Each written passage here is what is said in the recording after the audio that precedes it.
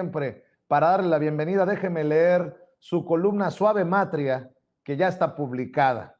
Envidia del amor al prójimo del presidente, escribe Beatriz Aldaco.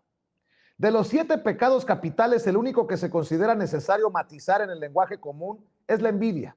Como para suavizar la culpa de quien se declara afectado por tal flaqueza, se estima imperativo precisar que se trata de envidia de la buena, a diferencia de lo que ocurre con los otros vicios que nutren tan pecaminosa lista.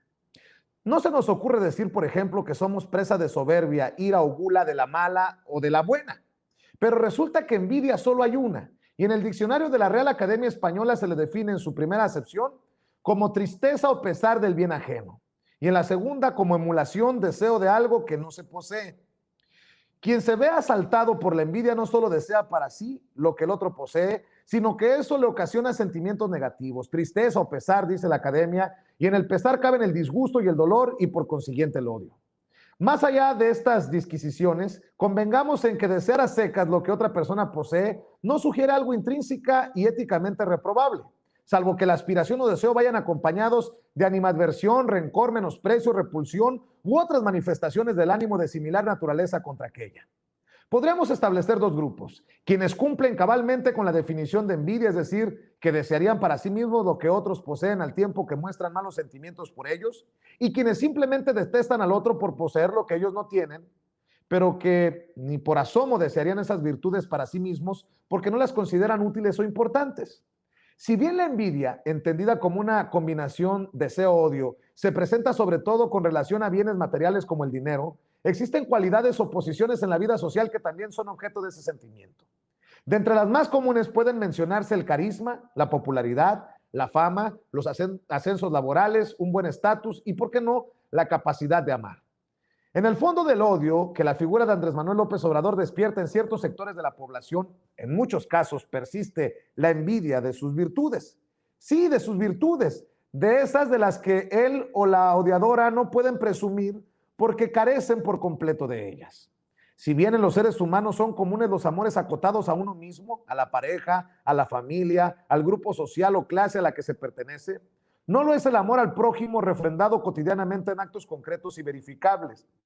Es muy difícil competir con alguien que comporta, sostiene y defiende esa clase de amor, y ahí es donde radica el sentimiento de envidia que muchos guardan por el presidente. Envidia porque nunca se les han podido comprobar actos de corrupción, los cuales entrañan todo lo contrario al amor al prójimo, pues siempre afectan negativamente a terceros. Envidia porque de manera auténtica y palpable busca beneficiar a los que menos tienen, y ahí están los programas sociales para comprobarlo. Envidia porque es capaz de ver por los más desprotegidos, no solo mexicanos, sino de otros países y latitudes. Solo hay que revisar sus iniciativas para la democratización de las vacunas contra el COVID y la inmediata ayuda humanitaria internacional que ha brindado a sociedades en crisis o en peligro. Envidia por su creciente popularidad, que tiene que ver con valores como la empatía y la solidaridad. Envidia por la transparencia con la que se conduce e indica que no tiene nada que ocultar. Envidia por la inviolabilidad de sus principios, entre los que predomina el amor. Envidia.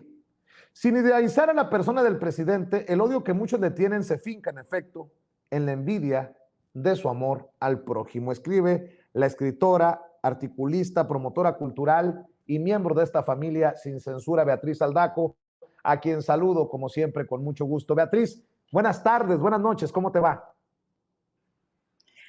Buenas tardes todavía acá, buenas noches donde te encuentres, quién sabe, donde sea, pero buenas, y de buenas. Como dicen, estamos bien y de buenas. Te Eso. agradezco mucho que hayas leído el texto como siempre y muchas gracias por recibirme en tu programa, en tu visto programa.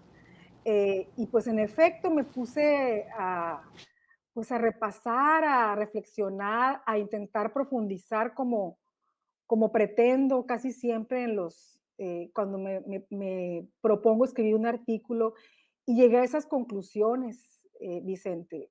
O sea, aparte de otras muchas razones por las cuales se ventila y se manifiesta ese sentimiento negativo, ese odio, ese desprecio por el presidente, está ese en particular, ese elemento en particular que poco se ha tocado, pero que había que decirlo.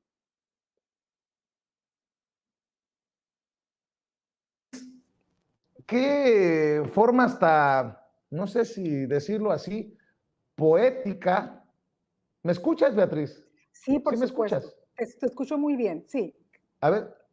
Muy bien. Es que sí, por ahí todo me bien. dijeron en el equipo de producción que tenía problemas Ah, con mi audio.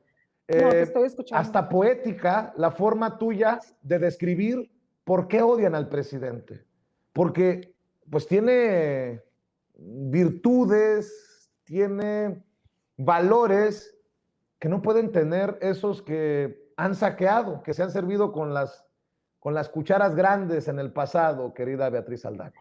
Es que fíjate que por más, no todos, pero por más corrupta que sea una persona, por más, qué feo decirlo, pero despreciable que pueda ser en su actuar, en su proceder, en la traición a los encargos o cargos que se le han brindado, como muchos exfuncionarios y la mayoría de los expresidentes mexicanos. En el fondo hay una conciencia del bien y del mal, aunque esta no, sin que caigamos en el maniqueísmo. Y ahí pongo, por cierto, pongo ahí por eso mismo los ejemplos.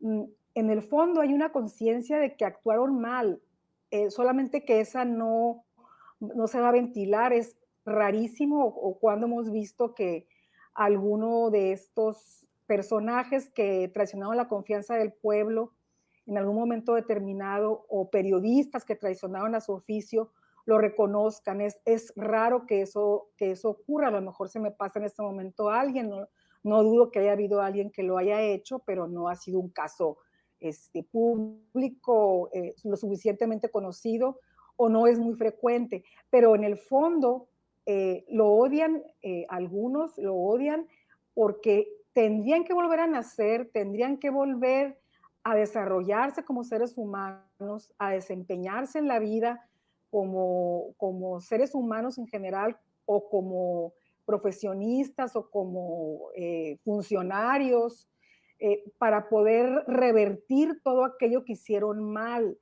Y entonces hay una especie de frustración muy profunda en esas personas, que les provoca que exista alguien como el presidente que no tiene que hacer nada de eso porque pues ha cumplido con ética y ha cumplido con compromiso de su función en las diferentes tareas que ha ido desempeñando, sobre todo las de, aparte de las desempeñadas como luchador social, en concreto las de jefe de gobierno de la de la ahora Ciudad de México mm, y como presidente de la República.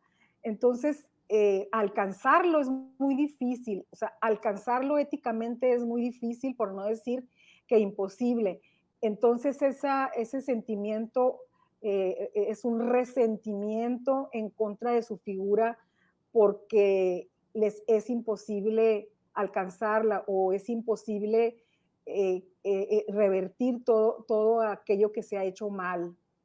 Porque como digo, yo sé que no en todos los casos, hay casos patéticos, hay casos que no tienen revés, que son indefendibles, pero hay otros que sí lo serían, pero no van a reconocer esta parte de la envidia porque es uno de los sentimientos, como digo yo ahí, más difíciles de reconocer.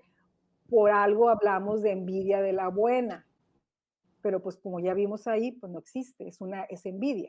Envidia es querer lo que el otro posee, pero que esto te genere un sentimiento de animadversión, de rencor, de coraje contra la persona que posee aquello que deseamos de ella.